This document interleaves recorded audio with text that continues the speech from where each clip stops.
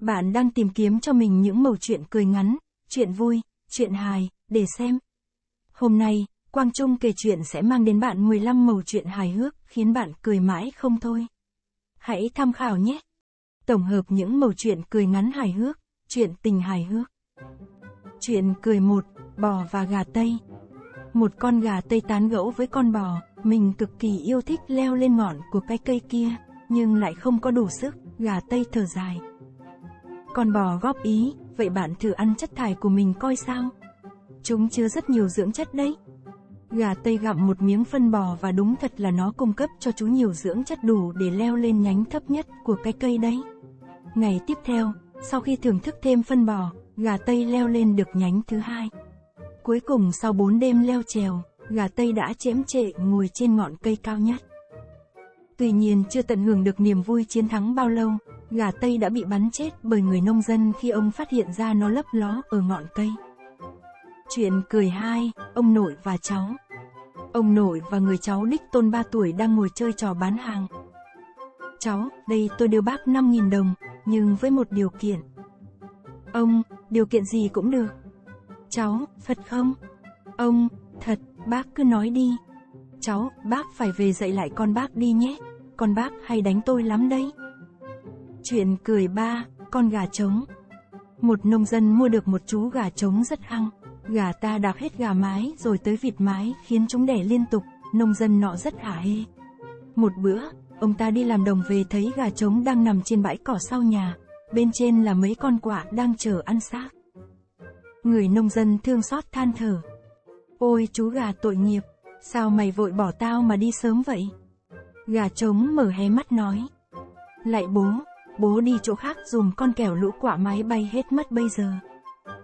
Chuyện cười 4, cục nợ là đây. Nữ thư ký nói với sếp. Sếp phải tăng lương cho tôi còn phải nuôi mấy đứa con. Cô có mấy đứa? 2 đứa của tôi và 1 đứa của mẹ chồng tôi. Chuyện cười 5, quan ăn trộm bò. Một anh chăn bò ngây thơ, tuy rất kỹ tính, ấy thế mà ban đêm, kẻ trộm vẫn dắt mất bò của anh ta. Xót ruột, anh ta trình quan. Bẩm quan, chắc là chúng nó dắt bò trôi qua chóng con nằm mà đi ra. Con bò chứ có phải con chó, con mèo đâu mà trôi qua chóng. Dạ, bẩm quan, thế thì chúng nó dắt bò của con trôi qua lối nào ạ? Sáng dậy cái chóng con nằm vẫn để y nguyên ở chỗ cũ chắn lối ra vào kia mà.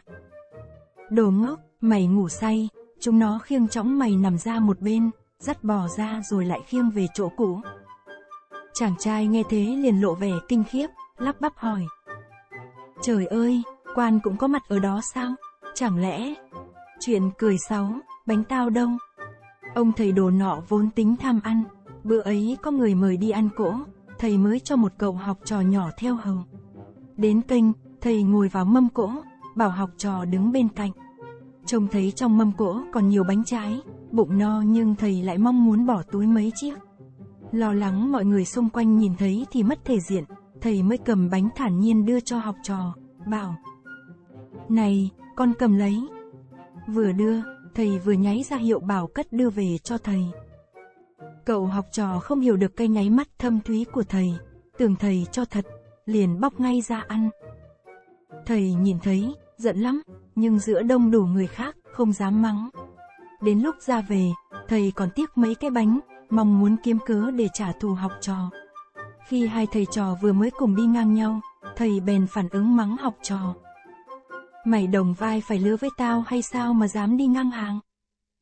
Trò lo lắng, vội vàng đi nhanh lên trước, thầy lại gắt. Mày là bố tao hay sao mà dám tiên phong tao? Trò tụt lùi lại sau, thầy lại quát.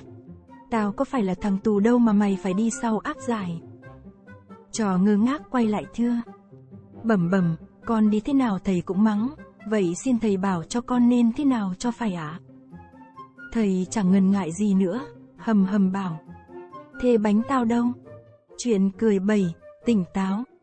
Vừa xong bữa nhậu đầu năm với bạn bè, anh chồng ngất ngư đi về nhà. Để vợ không đoán được là mình uống rượu quá mức, anh ta quyết định đi thẳng vào phòng và ngồi đọc sách, hy vọng vợ trông thấy sẽ nghĩ là mình tỉnh táo. Vài phút sau, cô vợ vào và hỏi. Anh đang làm gì vậy? Đọc sách. Vợ anh ta thét lên, đồ điên, đóng vali lại và ngủ đi. Chuyện cười 8, thật là may mắn. Bob đi ăn uống liên hoan về say khướt. Anh ta về nhà, đập cửa. Ồ, Bob, anh đã về đấy ư? Ừ, em yêu ạ, anh gặp bạn cũ. Anh nhậu hết lương tháng rồi. À, em có thể hiểu. Xe lại bị giữ. Chuyện đương nhiên mà. Ôi, em đúng là người phụ nữ hiền dịu nhất trần đời. Hình như cái dây chuyền em đưa hôm qua, anh chót tặng một cô gái. Lạy Chúa, em thật là may mắn. Sao, em định nói là em rất hài lòng ư? Vâng, vì em chỉ là hàng xóm của anh, hãy can đảm lên, chỉ còn vài bước chân nữa thôi. Cầu Chúa phù hộ cho anh. Chuyện cười 9, tham ăn tục uống. Có một anh chàng phàm ăn tục uống, hễ ngồi vào mâm là chỉ gắp lấy gắp để, chẳng ngẩng mặt nhìn ai, cũng chẳng muốn chuyện trò gì. Một lần đi ăn cỗ ở nhà nọ, có ông khách thấy anh ta ăn uống lỗ mãng quá, bèn lân la gợi chuyện. Ông khách hỏi, chẳng hay ông người ở đâu ta? Anh chàng đáp, đây, rồi cắm cúi ăn. Thế ông được mấy cô, mấy cậu rồi? Mỗi. Nói xong, lại gắp lìa. Ông khách hỏi tiếp, các cụ thân sinh ông chắc còn cả chứ? Anh chàng vẫn không ngẩng đầu lên, bảo, tiệt. Chuyện cười 10, rượu chua. Chủ nhà kia đãi khách rượu, vừa nhấp môi, ai cũng nhắm mắt kêu, chua quá. Một ông khách nói, tôi có cách là cho rượu mất chua. Chủ nhà liền hỏi, làm thế nào thì hết chua được? Ông khách bày, kiếm một tờ giấy, bưng miệng hũ lại, rồi úp sấp xuống. Lấy ngải cứu đốt đít hũ 7 mồi, cứ để thế cho đến rạng ngày mai là hết chua ngay. Chủ nhà nói, thế thì rượu chảy hết còn gì? Ông khách nói, rượu chua để làm quái gì mà còn tiếc. Những mẩu chuyện ma hài hước, chuyện cười vỡ bụng. Chuyện ma hài 1. Như thường lệ, tôi ngồi trên xe buýt đưa đón học sinh đến trường, chú tâm nghe nhạc, tôi ít để ý đến các bạn học khác cũng đang ngồi trên xe. Tại một trong những điểm dừng đón, đột nhiên tôi lại chú ý đến xung quanh, tôi nhìn về phía ngôi nhà nhỏ Sebas đang đứng dừng đó, nhà của Tommy, tôi biết ngôi nhà ấy. Bỗng một bàn tay lướt qua cửa sổ xe và vẫy tay ra hiệu để lái xe Sebas di chuyển đi mà không phải đón. Chắc cậu ấy ốm, tôi nghĩ thoáng qua như vậy. Hết một ngày tôi về nhà quây quần cùng gia đình. Tối hôm ấy tôi đã xem kênh tin tức của địa phương và những gì tôi nghe được làm tôi vô cùng bàng hoàng. Cả nhà Tommy đã bị một kẻ tình nghi vô danh giết ngày hôm đó. Sau khi nghe tin này, tôi trở về phòng và lặng lẽ ngủ thiếp đi. Ngày hôm sau, tôi lại ngồi xe bus đến trường. Xe chúng tôi vẫn đi qua nhà Tommy do tài xế xe bus không biết tin về gia đình Tommy chiếu ngày hôm qua. Khi tôi chuẩn bị đứng dậy để giải thích cho tài xế chuyện gì đã xảy ra thì một hình ảnh này khiến tôi nhớ mãi không bao giờ quên. Một bàn tay nhợt nhạt lướt qua cửa sổ xe bus, vẫy tay ra hiệu tài xế lái xe cứ tiếp tục đi như ngày hôm qua. Tôi ngồi trên xe bus và sợ hãi. Chuyện ma hài 2. Một tòa nhà cổ, rất lớn được phá rỡ để nhường đất cho việc xây dựng tòa nhà cao ốc khác. Vì nơi này ở rất sát với các tòa nhà khác, công ty xây dựng không thể cho nổ mà phải tháo dỡ từng tầng một của nó. Khi đang gỡ bỏ tầng thứ 49, hai công nhân tìm thấy một bộ xương khô ở trong chiếc tủ phía sau hầm cầu thang. Họ quyết định gọi cảnh sát để báo việc này. Khi cảnh sát tới, hai người công nhân dẫn đường cho họ tới cái tủ và cho họ thấy bộ xương. Nó mặc đầy đủ quần áo, phủ đầy mạng nhện và bụi bặm và ở trong tư thế cúi người. Tất cả mọi người đều thấy khung xương thật là đáng sợ. Họ luôn tự hỏi rằng bộ xương này thuộc về ai và tại sao nó lại có mặt ở trong chiếc tủ. Đội điều tra đem khung xương đi và việc dỡ bỏ tòa nhà được hoãn lại cho tới khi cảnh sát tìm thấy chân tướng của bộ xương. 2 ngày trôi qua và những người công nhân bắt đầu mất kiên nhẫn. Họ không thể chịu nổi nữa. Họ muốn biết rằng rốt cuộc họ đã tìm được xương của ai. Hai người công nhân gọi điện cho cảnh sát và nói, chúng tôi là người đã tìm ra bộ xương khô ở trong cái tủ và muốn biết rằng người quá cố là ai.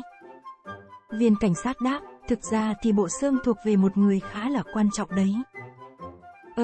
Vậy rốt cuộc người đó là ai? Họ hỏi. Đầu dây bên kia đáp lại, nhà vô địch cuộc thi trốn tìm cấp quốc gia năm 1956. Chuyện ma hài 3. Vào một ngày nọ, một người đàn ông tan ca về khuya lắm. Ông ta leo lên một chiếc xe buýt và ông ta ngủ thiếp đi lúc nào không biết. Thời gian vẫn trôi đi, ông ta vẫn ngủ, xe buýt vẫn chạy. Chợt ông ta giật mình thức dậy và thấy xung quanh mình cô còn ai, đường phố thì cũng vắng tanh. Tài xế cũng biến đâu mất. Nhưng một điều kỳ lạ đó là xe vẫn lăn bánh một cách chậm rãi. Ông ta hoảng hốt thét lên: "Cứu tôi với!" Không ai trả lời. Một lúc sau ông ta nghe tiếng thét lên: "Cứu gì thằng kia, xuống đẩy xe phụ tao coi." Chuyện ma hài 4. Một anh công nhân nhà máy nọ đi làm về khuya, đói bụng, đoạn đường lại không một quán xá, anh ta bèn ghé đại vào một xe hủ tiếu lề đường ăn tạm. Anh ta gọi cho một tô bò viên với rau sống đầy đủ. Sau đó lại cặm cụi trà đôi giày dính đất do vừa đi ngang nghĩa trang. Một tô hủ tiếu đột ngột xuất hiện trên bàn, kèm theo tiếng ồm àm của bà cụ chủ quán, của chú. Anh ta giật bắn mình, nhìn lại thấy bà cụ lưng còng, da mặt nhăn nheo. Đôi mắt bà ta sâu và đen thẳm đang nhìn anh mỉm cười thì anh ta mới hoàn hồn, vuốt ngực mấy cái rồi lao vào ăn ngấu nghiến. Trong lòng không ngừng băn khoăn. Quái, rõ ràng không nghe tiếng bước chân, ấy vậy mà bà ta đứng cạnh mình lúc nào không biết.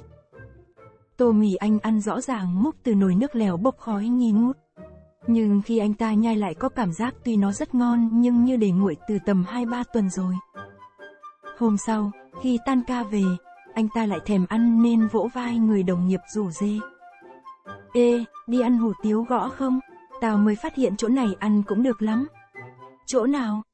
"Bà già đứng chỗ ngã ba gần nghĩa địa Bình Hưng Hòa đó. Cũng gần nhà mày nhỉ?" Anh đồng nghiệp như sực nhớ ra điều gì, giọng gấp gáp. "Bà cụ giọng ồ ồm, mắt đen sâu hoắm ấy hả?" Anh này cười đập tay: "Bà ta chứ ai, hôm qua tao mới ăn." Lập tức anh bạn kia mặt tái mét, run rẩy nói: "Bà cụ chết rồi mà, mày bị điên à? Bà ta mới chết hồi 2 tuần trước do bị trượt gãy chân té cầu thang." Anh công nhân cứng họng, lòng bỗng nhớ lại tô hủ tiếu nguội ngắt cùng bước chân không tiếng động tối hôm đó. Chuyện ma hài 5. Chủ nhà từ chối cho thuê phòng vì nhà chỉ có 2 phòng, một của hai vợ chồng và một của cô con gái. Người khách năn nỉ: "Tôi có thể nằm trên một chiếc ghế hay một xó xỉnh nào đó cũng được." Ái ngại cho người khách lạ, ông chủ nhà đưa khách vào nhà và nói: "Thôi được, tôi thấy anh có vẻ đàng hoàng. Anh có thể ngủ chung phòng với con gái tôi nhưng với điều kiện là anh không được đụng vào người nó." Người khách đồng ý ngay không chút suy nghĩ. Chủ nhà dẫn anh ta lên gác, vào một căn phòng nhỏ, dặn dò: "Anh có thể nằm bất kỳ nơi nào trong phòng nhưng xin nhớ cho là không được làm gì con gái của tôi đấy." Người khách trải áo xuống sàn và nằm xuống nhưng loay hoay mãi mà không thể ngủ được vì sàn nhà quá cứng và trời thì lạnh. Liếc thấy cô gái con chủ nhà đã có vẻ ngủ say, anh ta rón rén lại bên giường. Lay lay cô gái vài cái không thấy phản ứng gì, anh ta leo lên giường, gác chân lên người cô gái và đánh một giấc say sưa. Sáng hôm sau, người khách dậy sớm, cô gái vẫn còn nằm. Anh ta trèo xuống cảm ơn ông bà chủ nhà tốt bụng rồi xin thanh toán tiền trọ để tiếp tục lên đường. Ông chủ nhà nói: "Không cần trả tiền, chúng tôi thấy thật bất tiện khi phải để anh ngủ chung phòng với con gái tôi." "Ông bà tốt quá, xin cảm ơn ông bà đã tin tưởng." Người khách nói và nhỡ mồm hỏi thêm: "Sao trời lạnh thế mà suốt cả đêm con gái ông bà chẳng chịu đắp chăn, không thấy cô ấy bị viêm họng và da thịt cô ấy thì mát lạnh." "Xin thứ lỗi," ông chủ nhà nói nhỏ, "vì hôm nay là ngày chúng tôi đưa cháu ra nghĩa trang của làng." Trên đây là một số mẩu chuyện cười mà chúng tôi muốn chia sẻ đến bạn. Cảm ơn bạn đã quan tâm theo dõi video của chúng tôi. Nếu bạn thấy hay, bổ ích, ý nghĩa, vui vẻ thì hãy bấm đăng ký kênh và ủng hộ những video tiếp theo nhé.